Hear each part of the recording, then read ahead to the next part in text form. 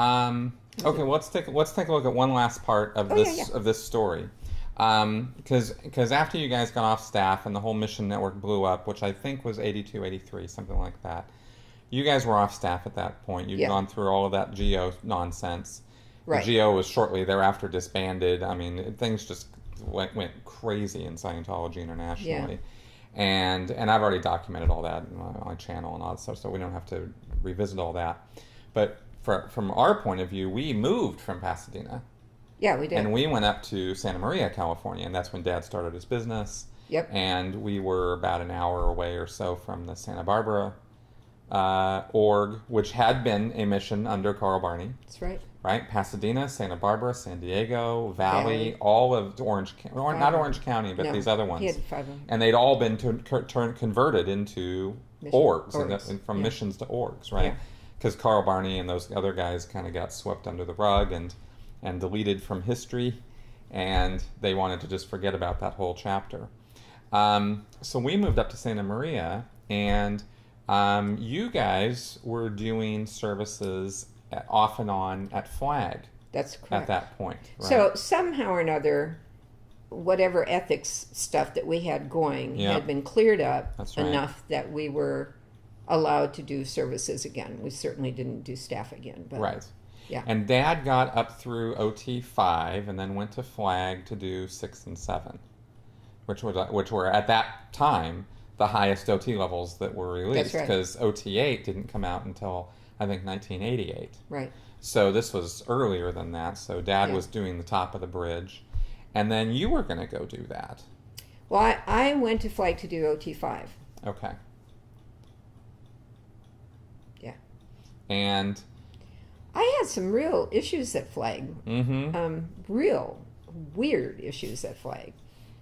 I was back in good standing with the church. We were practicing Scientology when, at a little business that we had. We were still using Scientology principles. The people that were partners and also other people that worked at the mission were all Scientologists in good standing.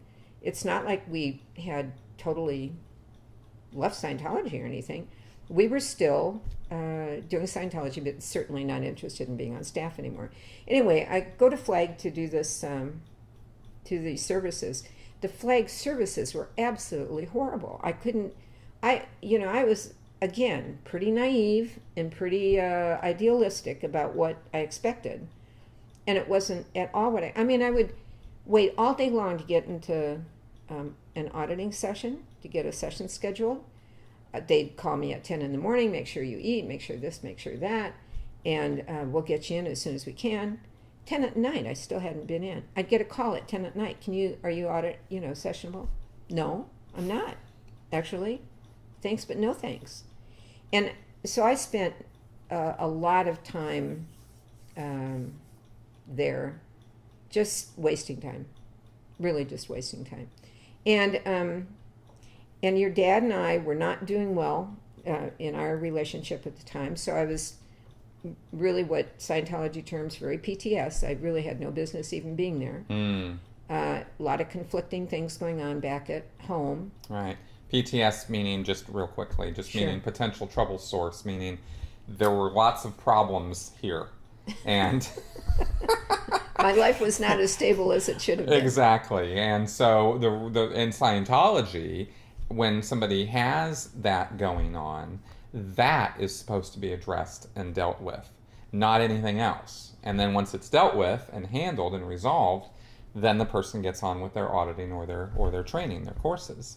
So you had this whole situation going on, and I'm sure you weren't, lying about it or telling them it wasn't that way. Nobody asked about it. But they weren't, It was the weirdest thing. Honestly, it was the weirdest thing. So, at any rate, I have this time that I'm at Flag, and I was there for, a month or so. Wow. I was there a long time. Wow. Getting nothing done. So I decided somewhere along the line, well, heck, if I came here to do, something that was going to give me some spiritual growth, and I'm not getting in session, what could I do? So I decided I'd stop smoking, because I thought, well, if I go home and I'm a non-smoker when I go home, I've accomplished something really big. So if that's all I have to do while I'm walking around, because I would walk in the park, I'd go to the department store, I was just freelancing it. I don't know Wow. what happened. So anyway, maybe they saw how out of it I was. I have no idea.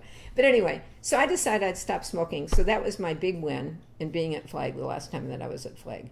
And that was 1989. Wow. Okay. Yeah. Okay. So I quit smoking in 1989, and I never went back to Flag again. And that was that. And that was that. Right, because that was pretty much the last time you did services or tried to do Oh. services. And Why would I do that again? Yeah, and then you were out of there. Yeah. And Dad finished OT7 at some point before, around that time. Yeah, Right? that year. And OT8 had been released at that point, but Dad never really seemed to have much interest in doing that. So, there you go. So then, briefly, Scientologically, like, that was the last services that you did. Was there a point where you sort of realized that, or thought to yourself or decided, okay, that's behind me now, I'm done? Like, was there a point where you realized? Well, after that thing at Flag, see, I was OT5. I think I went to either finish it up or a test or go on to 6. Whatever it was, it should have been a huge ethics cycle is what it should have been. It should have been a chaplain cycle is what it should have been. But with you and Dad? sure. Okay. But that's not what anybody was going for, and I didn't want to, I didn't want to even waste time on that. So at any rate, yeah, I didn't do any Scientology after that at all. Mm-hmm. And at what point would you say you realized that you were done? Then. Yeah. Right then. Okay. Yeah. Well, it was lip service after that. Mm. I knew I wasn't going back to Flag, and I knew there was no place else. I mean, where else am I, what else am I going to do? Right. So, but it was a very tumultuous time in my life, because eventually your dad and I divorced, and actually before that, we moved. You joined. I had joined staff in 1987. That's right. So I was out of the house So you by were the out time of the this house happened. by then. Yeah. And Jason was still home. Right. And there was a falling out in the business side of it. And so Larry sold his portion of the business. We moved to San Diego for a brief point because he thought he would find work there. Eventually, the job that he got ended up in Vacaville. And by then, I was just, Scientologist wasn't happening in our life at all. Okay. Except for you. Right. Yeah. Right. Because I was involved with it. Right. And I wasn't fully aware that any of this had gone on. In fact, I wasn't even a little bit aware that any of this had happened. Right. This didn't come to me for years. Right. And why would it? And exactly. And it wasn't until I think 94 that I had even got on my radar that you weren't interested in doing Scientology anymore. And I think at that point I was writing up reports and trying to get Flag to do something about it, and nobody from Flag was interested in doing anything about it. I could never really get anybody to do anything, even though I was trying to. And then I joined the Sea Org in 1995, and again, tried to make some noise about it here and there, but really, it was a done deal with you at that point. Yeah. So I was, trying to keep the, stoke the fire a little bit, give her good news, that sort of thing, but never really worked. You did a lot of that. I tried. I really tried. It's my little not so subtle campaign. Yeah, you did. But that didn't really get anywhere. And I don't think that I ever thought, or I didn't think for a long time, that Scientology was bad or wrong, or I never even thought of it as a cult. I never thought of it as a cult. Nobody ever brought it to my attention that that's what it was, or if they did, I didn't pay any attention to them. But I knew that there was something very wrong with the way it was being operated. And I guess I still had this idea that if Ron knew, he wouldn't let all this happen. So I was still in that for a long time, but I wasn't actively involved and I had no reason to be actively involved anymore in it. So, but I still believed in the principles that worked for me, because there was something that I read early on, that Ron wrote, "What's true for you is true," and that was what I took away from it, and that's what I took away from the Catholic Church too.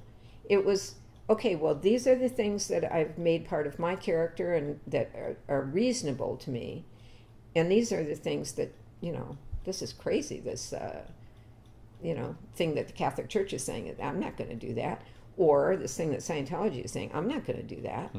But so I tried to stay aligned to my own principles, but I will say that there were Scientology principles that added to my own, just like there were things from the Catholic Church that I took away from that, and so I just kind of made it my own for what I wanted it for.